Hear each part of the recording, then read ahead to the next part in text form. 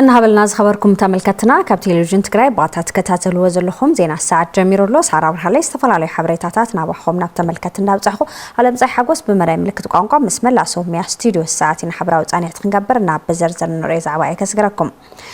መንግስት ፌደራል በልዝብን በሰላማዊ መንገድን ውዕል ፕሪቶሪያ ክፍጽም እንዳተገቦ ኣብ ልዕሊ ህዝቢ ትግራይ يقبرون زنبرة ترقاقام بدل مقصال تحزون نكينات يدالالو كبل مهور تاريخ عيتات أقاز أبكاس هاقليزوم توم مهور نزدقالتون تلفزيون تقراي أبوانا وقداء ملكيتوم أبزحاب ومبري كويتوم تخستا قابل الحزب تقراي ترقاقام بدلات يبصح زلو نماننوتون مسلون أطبيقو سلازك آلسن أبزلنا يزباون مأخر سلطانن صحبت بوليتيكا بمخان يكبلو مهور بوليتيكا أيتس أقاز أبكاسا قليسوم زخفة سنتتاو خينات قابل عليه تخايدلو حزبي حزب تقراي مالتي زوباوي حقراو قلولات مأخل سخونة بوتاوشتي تعاوي عنوت ناي مسارة المعات محاور عنوت ناي حزب سنتات ناي بوليتيكا جزءات مكففال بخالوت بوررتي حيلتات جويا تخايدلو سفيسنا البناون أكلاون زمتس تجورلو وطبعاً بوليتيكاوي إنتجريتيو كبرس تتفردلو حزب خوينو ريودنا عاوزي أنا أي برسن حلواتي خراجز لون ناي مثل عرسي وسنة خراجز ألني ناتق على سل حلواتو بجلس التأوجن بسلحة زجبرن خينا تابلع لي وتأوجوا لزو كله نامك تزرك زي مالدي حزب تقراي نسلام يلو واغاز خفلن انتاي نتسلام بزقبا زفلط يزبلو ايتصغاز اب صلاتي نحزب تقراي دلاي كويناتام سيلم زنزحو بروباغاندا فصم حسدكم زخونه غليصم تزنا يصلاي بروباغاندا ايو تصلاي ያው ከምቲ ወለድና ዝብልዎ ጸላኢ ጸሎሎ ቀባኢ ይባሃል ጸላኢ ግዜውን ዘይኾንካዮ ምስለ ከሕዘካ ከተሕዘካ ዘይኾንካዮ መስልኻ ከተራኣይ ክገብረካ ብዙሕ ዓይነት ጸለመታት ተቐነታት ኣብ ልዕሊኻ ይፎር ኣብ ልዕሊ ህዝቢ ትግራይ እውን ኩናት ደላይ ብዘይ ኩናት ዘይነብር ኣምሲልኻ ናይ ምግላጽ እቶም ከጥፍእዎ ዝደልዩ ሓይልታት ሓደ ዝፈጥሩሉ ብጣዕሚ ጉጉይ ዘይኾነስ ኾነ ኢልካ ተፈጢሩ ተለጊቡ ዝተወሃቦ ምስሊ እዩ እዚ መንግስት ፌደራል ንውዕል ፕሪቶሪያ በሰላማዊ መንገድ ክንድ መፍታሕ ሕዝውን ህዝብ ትግራይ ንመንበርካኽ ንኩናት ይዳለኩም ዘሎ ተዛሪቦም ኩሎም ዓይነት ሰርቪስስ ዊፓናይዝ ተገይሮም እዮም ዘለዉ በጀት መንገዲ ነዳዲ ካልኦት ግልጋሎታትና ቀረባት በሙሉኦም ከይወጽሑ ክኽልኸሉ ምግባር ወይም بقليلو اكسسبل كيهونو مغوار زعرسو خاله ኩናት እዩ እዚን ተቋሪጸነ ይፈልጣን እስካብ እዚ እዚን ነገራት ምግባሩ ዘርኤካ ነገር ኩናት ዝቀጽል ምዃኑ እዩ አንቶ ዘልናዮውን ኩናት ተደሊኡ ይኹም ዝለና ዘሎ እሱ በዓሉ ኩናት ስለ ዝደሊ እዩ ኩናት ልደሊ ምዃኑ መራገጽ ድማ እዚ እዩ ታናይ ሰላም በዚ በአናገጽ ቀርቡ ሕቶታት ሲምፕልና በቀሊሉ ክፍጸሙ ልኽእሉና አለው ሳቶም በዘይ ምፍጻም ኩናት ቅጽል ገይሩ ወሎ መንግስት ፌደራል ሕዝውን ውዕል ፕሪቶሪያ ክፍጽም ዝጸውዑ ኣይተጸጋዛ ኣብካሳ ህዝብ ትግራይ ድማ ነቲ ኣብ ልዕሊ ይፍጸም ዘሎ በደልን ትልሚ ኩናትን ምፍሻልን ንምምካትን ሓድነቱ ከስጥም ይግባእ ኢሎም ናይ ህዝብ ትግራይ ሕቶታት መሪሕነት ትግራይ ይኹን ህዝብ ትግራይ ዘቕርቦም ዘሎ ሕቶታት ግልጽ ስለ ዝኾና ሕገ መንግስቲ ይከበር ፕሪቶሪያ ይፈጸም እዩ ሕጽረ ቢልካ ትሪኦ ተለኻ ማለት ሰላማዊ ሕጋዊን ፍትሓዊ ሕቶ እዩ ትመቆሎ ኮይንካ ታዩ ክግበር ልኽእል ተልካ ዝውን ለሃለዋትካ መቀላስ እዩ ለሃለዋትካ በይንኻ ትቃለስ ይኾነ ኣኹሉ ላዕሊ ውሽጣዊ ሓድነቱ ከስምር ኣለዎ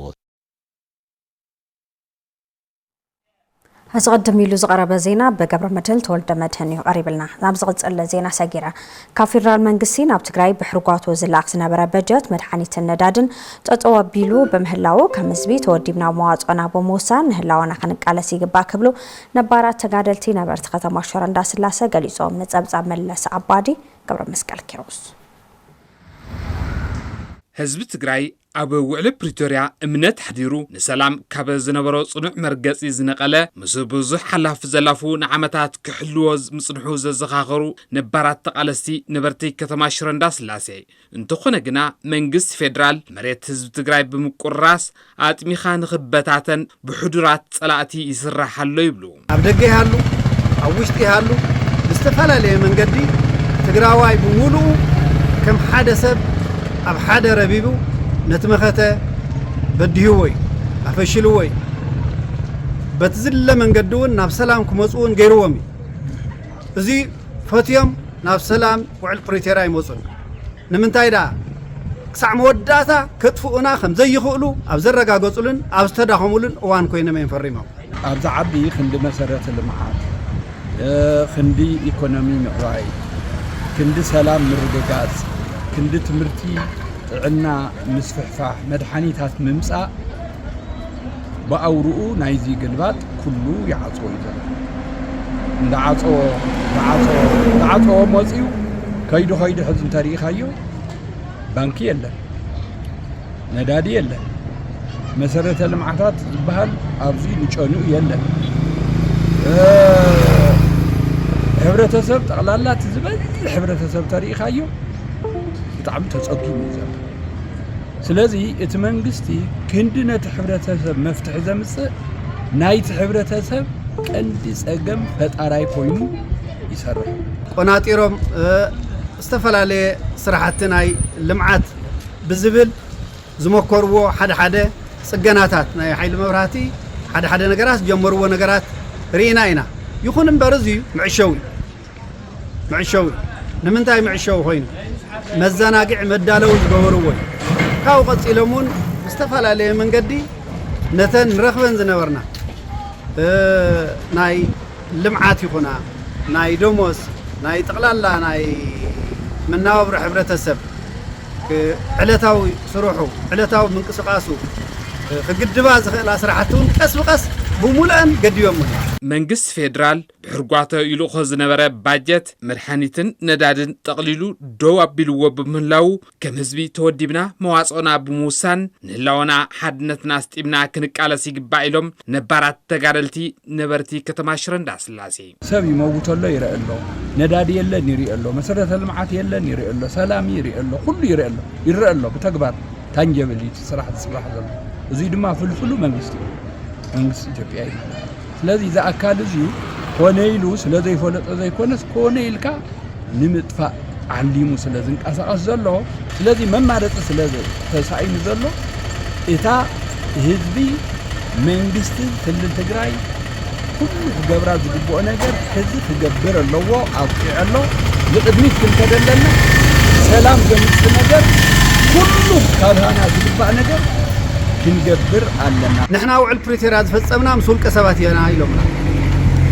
نحنا مسؤول كسباتنا نزارب يلومنا حلف حلفهم دما مريتنا نحنا إنا نمحضر نبر نسخ ما يتم محضر ونزبل أو زنا إلى ما قناه بمرص بورد زقربة زيون بمسارته صريح الجمنج سترح زي كونس أبهز بتقرأ يزول نعقد زريء سلازي حزب زوان زي مواتين هذا أنت أيي زلنا من مرتي حنتن حدا مجمر هذا تقرأي حدنا تنتنهاية حدنا تقطعنا فرتول لدما بيماني هاللو بسجان بقدميتي هاللو بدحري أبدقي هاللو وشتي بس خواني يكون تقرأوا أي زبل بزعبات تقرأي دحننت بزعبات تقرأي حلوات يقد سني زبل بحد خونا تام مواصل تخون زلا نديم زنجينا إنا بقلصنا يا أدمون بقلصنا درجسي إرنا بقلصنا كبرنا بقلصنا مننتنا بقلصنا إنا حزب تقرأي حلواتنا رجعتنا مسينا حجون كاب بقلصنا وصاي زبلنا قريلا سلام دعونا كابتن لحر دعنا دكر برس لنا سلازي حمدنا مودعة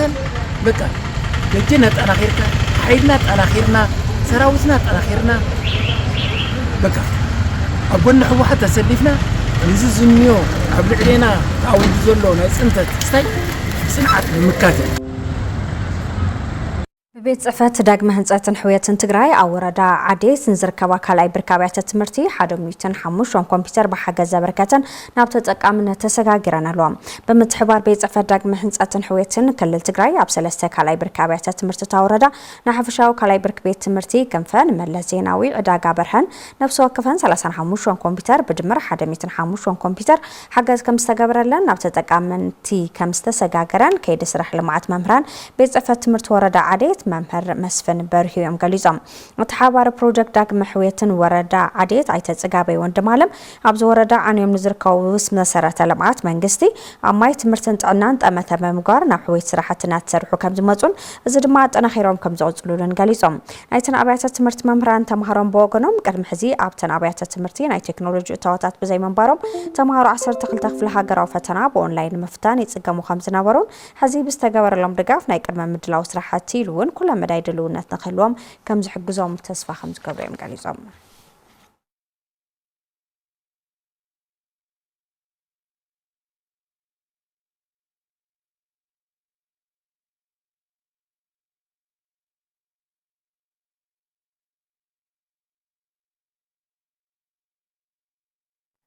መንግስቲ ፌደራል ኣብ ልዕሊ ህዝቢ ትግራይ የብጽሖም ንዘሎ ክልከላታት ከም ዝጣበቐን ኣብ ትግራይ ዳግም ኩናት ዘይፍጠረሉ ኩነታት ምፍጣር ከም ስርሕን ሕብረት ስራሕ ማሕበራት ሲቪል ማሕበረሰብ ትግራይ ኣክሶት ይገልጹ ጸብጻብ ተስፋ ዝጋዓስ ቤሰናዲውሉ ኣብ ህንጸት ሰላም ትኩረትን ቀዳምነትን ሂቡ ከም ዝሰርሕ ሕብረት ማሕበራት ሲቪል ማሕበረሰብ ትግራይ ኣክሶት ገሊጹ አቦ መንበር ሕብረት ማሕበራት ሲቪል ማሕበረሰብ ትግራይ አይተ ቢንያም ናደው አክሶት ኣብ ትግራይ ዳግም ኩናት ዘይፍጠረሉ መንገዲ ንክህሉ ብትኩረት ይሰርሕ ከም ዘሎ አብሪሆም ብፌደራል መንግስቲ ይሁን ብክልል መንግስቲ መማረጽና ሰላሚ ድሌትና ሰላሚ ዝብል ኣብቲ ንገብሮም ዝርርባት ዲስከሽንስ መድረኻት እንፈጥሮም ብኩሉ ገጽ ሰላሚና እንደሊ ኣበይዳ ያዘላታ ኩናት እንተልካ ኣብ ተጋግብራ ነታ ሰላም ትመጽሉ መንገድ ግን አፈላላይ ነው ስለዚህ አፈላላይ እዚ ብናይ አክሶት እምነት ብዝርብ ክፍታሕ ይካል ናብቃታ መስሓብ አየብጽሕ ሰላማዊ መንገድ ክፍታሕ ይካል ነዚ ዓተይትና እንሰርሐሉ ለና ምስ ናይ ፈጣሪ ሓገዝ ኣብ ትግራይ ዳግማይ ኩናት ዘይንርኤሉ ድምጽ ድሮን ድምጽ ሚሳኤል ድምጽ ታንክ እንሰማዕሉ ከይኸውን እንሰርሕ ኣለና መንግስት ፌደራል ኣብ ልዕሊ ህዝቢ ትግራይ ዘብጽሖም ዘሎ ክልከላታትን ግፍዕታትን መፍትሒ ንክረኽቡ ከም ዝጣበቁ ዝሕብሩ ዳይሬክተር ፈጻሚ ስራሕ ኣክሶት ዶክተር ይካል ወልዱ እዚ ተግባራዊ ንምግባር ድማ ህዝቢ ትግራይ ኣብ ሓበራዊ ዛዕባታቱ ሓደ ዝኾነሉ ኩነታት ንምፍጣር ከም ዝሰርሑ ሓቢሮም ኣብዚ ሕዚ ሰዓት ኣነ ንሳና ንዘራረበል ዘለና ሰላም ብጣዕሚ ወርቂ ኮይናቶም ዝሳቀዩ ብዙሓት ኣሕዋትና ኣለው ከምቲ ትሪኦ ዘለኻ ዳርጋ ኣብ ዕፅዋይና ንህና ነዳዲ የለን ባንኪ የለን ሰራሕተኛ መንግስቲ ደሞዝ የለን ስለዚ እዚኣቶም ኣብ ክክንዲ ህዝቢ ኮይኑ ንኽጣበቕ እዩ ፕላን ገይሩሎ ተመዛበልቲ ኣብ ምምላስ መሬትና ውሕሳብ ምግባር ሓደ ንኾነሉ መንገዲ ክንሰርሐሉ እዩ ዝግባእ እዚ ኣብ ዘይኮነሉ እዋን ግን ናይ ምድርዳር ዓቕምና እውን ትሑት እዩ ዝኸውን ውዕል ሰላም ፕሪቶሪያ ንኽፍጸም ብሙሉእ ንኽፍጸም بتبكينا هنسرح ሕብረት ማሕበራት ሲቪል ማሕበረሰብ ትግራይ ድምጽ ህዝቢ ትግራይ ንዓለም ከብጽሕን ክጣበቕን ዝገብሮ ዘሎ ስራሕ ኣጠናኺሩ ከም ዝቐጽል ዝገለጹ ኣባላት እቲ ሕብረት ጸገማት ትግራይ ንኽፍትሑ ቁልፍ ነጥቢ ሓድነት ብምዃኑ ህዝቢ ትግራይ ኣብ ክሊ ኩሎም ጸገማቱ ሓድነቱ ከጠናኽር ተላብዮም መጀመርያ ኣብ መንጎ ናይ ተጋሩ ዘሎ ክፍተት ዝጸበሉ መካኒዝም ምፍጣር እዚ ከዓ ቤዚካሊ ዳያሎግ ሚይጥ ተጽዕኖ ብልሕድር መልክዑ ሱቕል ካብልተ ነጻጸለ ወይም በጣም እኩብል የሆነ መልክዑ ተይሆነስ በደንቢ ላብ ሓደ መጽኻስ ጥምር ለለ ቮይስ አሊካ ዓለም ተስማዓሉ ዓዊ ስራሕቲ እንድሕለ ተሰርሐ ዓዊ ስጋት ይንሆ ተስጋት ደግሞ ናይ ሁሉ ትግራይ ተጋሩ ኦርጋናይዜሽናት ማለት ከፍት ኻሊ ህዝብ ናይ ኢትዮጵያ ተፈለዩ አይኮነን ኣብ ካሊ ዘይግበር ግን ክግበር ነርኢና ምሳሌ ናይ ሕዝ ኳንታሪ ኻዮ ኣብ ነዳጅሎ ካልእት ነገራት እውን ዘየለወሎ እዚ ማለት እዚ ክንወጽ እንተዳ ኮይና ሓድነትና ምሕላው ሓድነት እንተሃሊና ኮይኑ ኩሉ ናባና ክመጽ እዩ 124 ሲቪል ማሕበራት ዝተወደባሉ ሕብረት ማሕበራት ሲቪል ማሕበረሰብ ትግራይ መበል 17 ሓፈሻዊ ጉባኤኡ ዘሳለጥ እንትኸውን ኣብ ቀጸልቲ እዋናት ሰላም ትግራይ ምዕቃብን ምህናጽን ሓይሊ ሰብ ኣብ ምህናጽን ሓድነት ህዝቢ ትግራይ ምጥንኻርን ትኹረት ሂቡ ከም ዝሰርሕ ኣረጋጊጹ ቤት ጽሕፈት ዳግመ ህንጸትን ሕውየትን ትግራይ ወረዳ ዶጉዓ ተንቤን ብልዕሊ 9 ሚልዮን ብር ዝሃነጾ መመረ ክፍሊ ኣመሪኦም ኣብ ወረዳ ዶጉዓ ተንቤን ጣብያ ዳዕረረ ኣብ ቀዳማይ ብርኪ ቤት ትምህርቲ ዳዕረረ ብምትሕባር ቤት ጽሕፈት ዳግመ ህንጸትን ሕውየትን ትግራይ ናይ ሕቡራት መንግስታት ልምዓት ፕሮግራም ፋይናንሳዊ ድጋፍ ብኩናት ምክንያት ዓንዩ ዝነበረ ቤት ትምህርቲ ብዝሓሸን ናብ መምሃር ምስትምሃር ምቹው ኩነታት ምፍጣርን ናብ ንውርን መምላስን ዝተሃነፀ ክልተ ብሎክ 8 መምሃሪ ክፍሊ ዝሓዘ ህንፀቱ ብምዛሙ ንግልጋሎት በቂሉ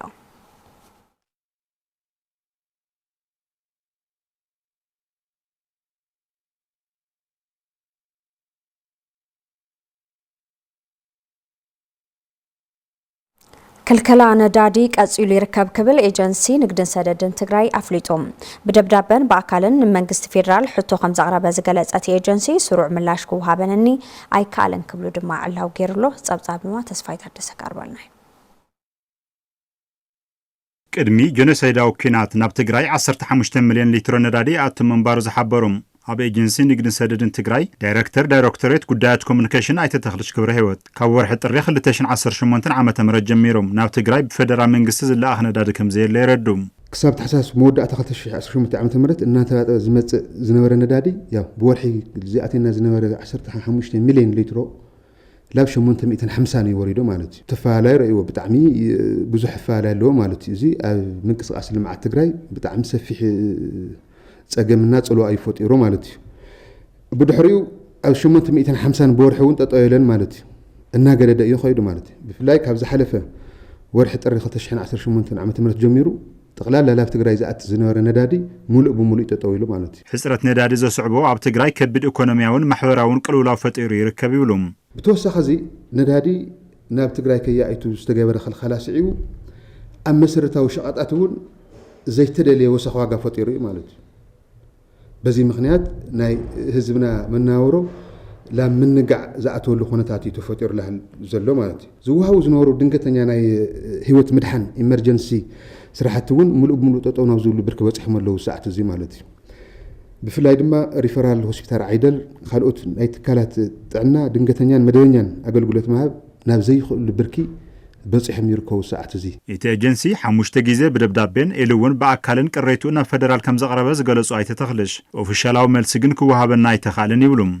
ናብ አዲስ አበባ ደብዳቤ ልኢኽና ኢና ማለት ናብ ንግድና ቀጠናዊ ትስስር ሚኒስተር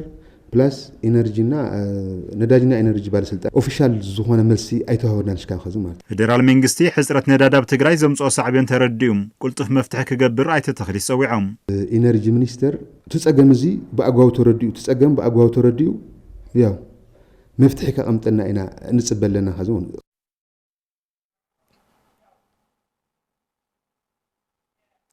ካቦጻይ አማኸለ ጽዕና ሊባኖስ ብስተፈጸመ መጥቃዕቲ 12 ሰራሕተኛታት ከም ዝሞቱ አረጋጊጹ ቅበል ውድብ ጥዕና ዓለም ዘውጽኡ ሓበሬታ መላኺቱ ሓላፊ ውድብ ጥዕና ዓለም ዶክተር ቴድሮስ አድሓኖም ኣብ ዝሓለፉ 24 ሰዓታት ኣብ ደቡባዊ ማእኸል ጥዕና ሊባኖስ ዝተፈጸመ መጥቃዕቲ ብድምር 14 ሰራሕተኛታት ሶምያ ጥዕና ከም ዝሞቱ ሓቢሮም ዶክተር ቴድሮስ አድሓኖም ኣብ ማባእታዊ ማእኸል ክንክን ጥዕና ብሩጅ ቃልያዋህ ብስተፈጸመ ኣድማ 12 ሓኻይም ነርስታት ከም ዝተቐተሉ ትካል ከም ዘረጋገጸ ገሊጾም ሓላፊ ውድብ ዓለም እቶም ፍጻመታት አካል ናይቲ ትካል ኣብ ልዕሊ ስርዓት ክንክን ጥዕና ሊባኖስ ቀጻሊ መጥቃዕቲ ከም ዝፍጸም ዝገለጹ ምዃኑ ብምግላጽ እቲ ትካል ካብ 2 መጋቢት ጀሚሩ ኣብ ልዕሊ ትካላት ክንክን ጥዕና 27 መጥቃዕትታት ምፍጻሙ ከም ዘረጋገጹ መላኺቶም መሰረት ዓለም ለኸ ሕጊ ሰብኣውነት ሰራሕተኛታት ሕክምናን ትካላት ክንክን ጥዕናን ክሕልው ከም ዘለዎም ፈጺሞም ዕላማ ክኾኑ ከም ዘይብሎም ድማ እዮም ኣስሚሮም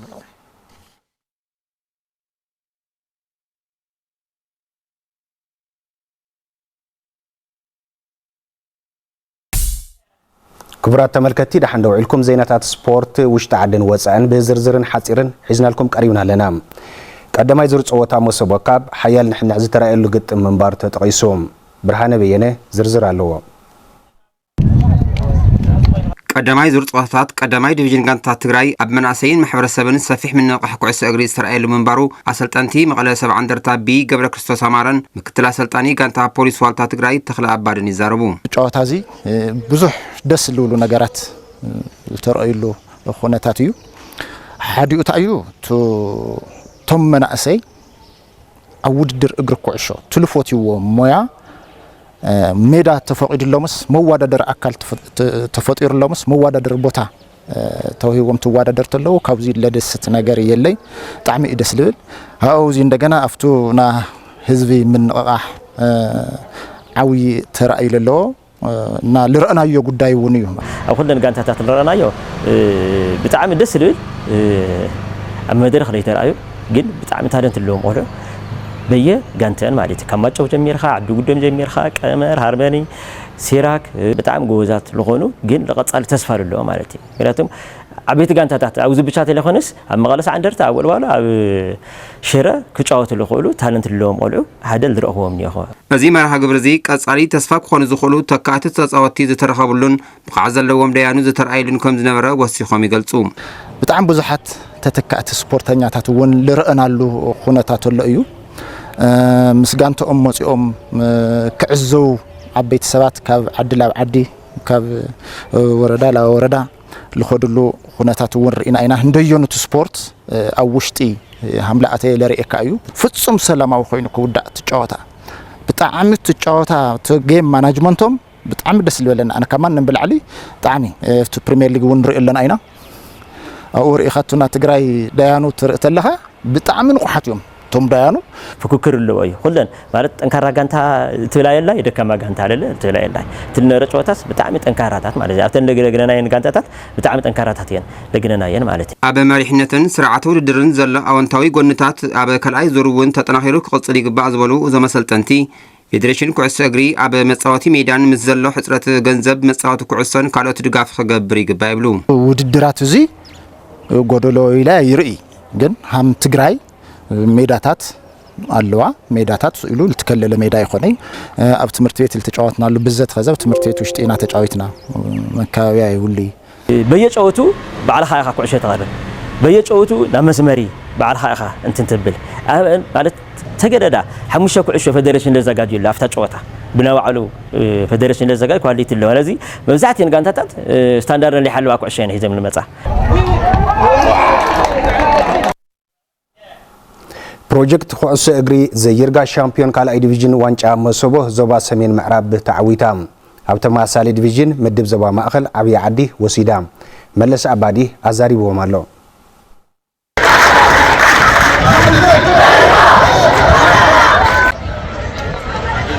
ውድድር ዝምክያዱ ጥቕሙ ቀዳማይ ኣብ ስፖርት ዝነጥፉ ተጫወቲ ስፖርተኛታት ኩዕሶ ከምዚ ዓይነት ውድድር ክርኢ ከለዉ እዮም ናብዚ ቦታ እዚ ንምብፃሕ ነዚ ውድድር እዚ ንምስታፍ ብተነሳሽነትና ብወነ ክሰርሑን ክንቀሳቀሱን ዝኽእሉ ማለት እዩ ኣብዚ ውድድር ዘሎ ረብሓ ብጣዕሚ ብዙሕ ተተካእቲ ማዕኸል ኣለዉ ቅድሚ ሕጂ ረኺቦም ዝነበሩ ዕድላት ኣብዚ ውድድር እዚ ይረኽቡ እቲ ውድድር እዚ ምክያዱ ዓብዪ ረብሓ ኣለዎ ሓደ እቶም ቆልዑ ዓቕሞም እቶም ጋንታታት እቶም ህፃናት ዓቕሞም ዝፍትሽሉ ውድድር ማለት ዋና ዕላሙ ናይቲ ተፃዋታይ ዓቕሚ ትፍትሸሉ ተፃዋታይ ትመርፀሉ ተተካይ ትመርፀሉ እቲ ውድድር ብኢኮኖሚ ቀሊል ኣይኮነን ካብ ካልእ ወረዳታት ዝመፃ ኣለዋ ኣብዚ ካብ ሶመን እዮም ፀኒሖም ዘለዉ ምግቢ ዓራት ሻሂ ቡና እንዳተጠቐሙ እዮም ኮይኖም ስለዚ ኢኮኖሚያ ከም መዳለዎ ከተማ እውን ዓብዪ ናይ ኢኮኖሚያዊ ረብሓ እውን ኣለዎ ካብቲ ውድድር እዚ ምክያድ ተዋናው እንታይ ተተካይ ንመርፀሉ ኣጀብ ትግራይ ያው ፕሪሚየር ሊግ ዝሳተፋ ጋንታታት ሰለስተ ጋንታታት ኣለዋ ስለዚ እዘን ፕሪሚየር ሊግ እዚአን ንቐፃሊ ሙሉእ ብሙሉእ ካብ ዝታሕቲ ዝፈረየ ህፃን ወይ ከዓ መንእሰይ ሙሉእ ብሙሉእ ዝተካእሉ ስራሕ ንምስራሕ እዩ ማለት እዩ ያው ናይዚ መሰቦ ካፕ ዋና ዕላማ ከምቲ ዝፍለጥ ብሉፃት ተወዳደርቲ ንምርካብ ንገብሮ ዘለና እዩ ከዚ ቀፃሊ ንገብሮ ኩለን ዞባታት ናብ ሓደ ምፅአን ከምተን ብሉፃት ዝበሃላ ናብ ሓደ 21 ጋንታ ኢና ንገብር ዘለና እዚ ከዓ ብዝበለፀ ኣብ መናእሰይ ትግራይ ኣብ ሰገናት ትግራይ ዘሎ ሓድነትን ፍቕርን ዘለዎም ቀፃሊ ራእዮም ባህጉም ዘረጋግፅሉ እዩ ዝኸውን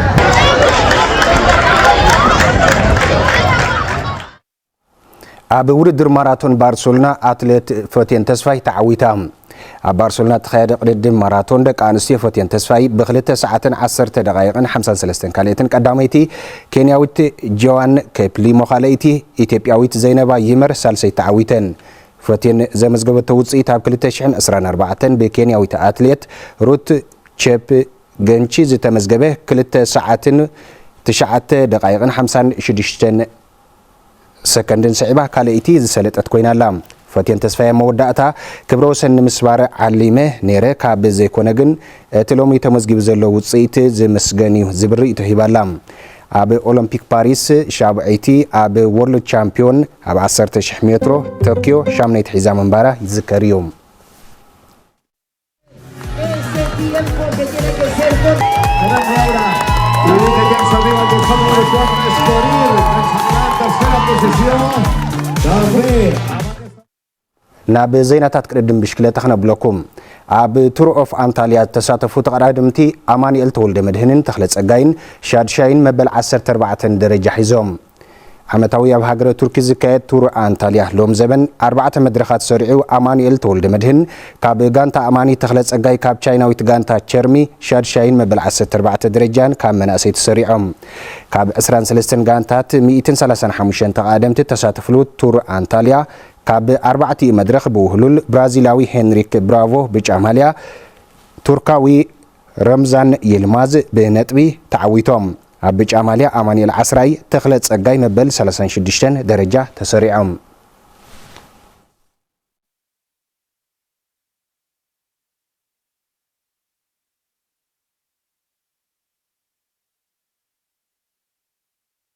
ዜናታት ፕሪሚየር ሊግ ኢትዮጵያ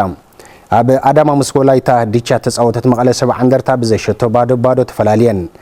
24 ሰሙን ዝዛዘመ ፕሪሚየር ሊግ ኢትዮጵያ ሲዳማ ቡና 45 ሐዋሳ 40 ነገሌ አርሲ 38 ክሳብ ሳልሳይ ወልዋሎ ብ28 መበል 14 ደረጃ ምድረገነት ሽረ ብ27 መበል 17 ደረጃ መቐለ ብ23 19 40 ምንጭ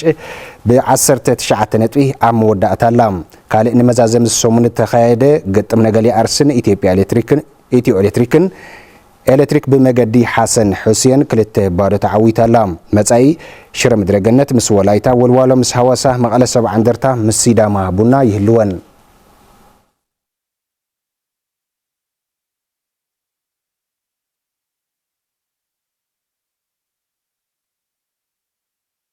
ክቡራት ተመልከትና ስፖርታዊ ጸብጸባት ዛዚምና ስለትምክታልኩም አመስግና